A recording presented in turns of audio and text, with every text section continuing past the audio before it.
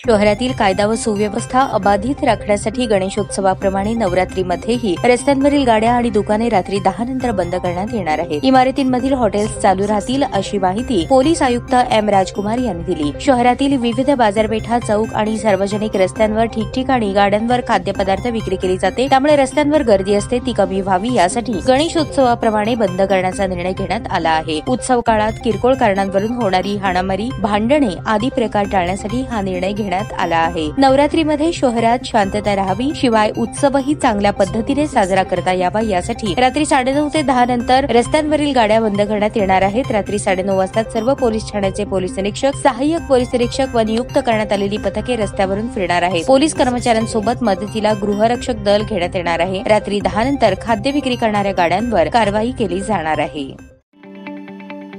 ताज्या बातम्या पाहण्यासाठी प्राईम महाराष्ट्र न्यूज चॅनलला सबस्क्राईब करा।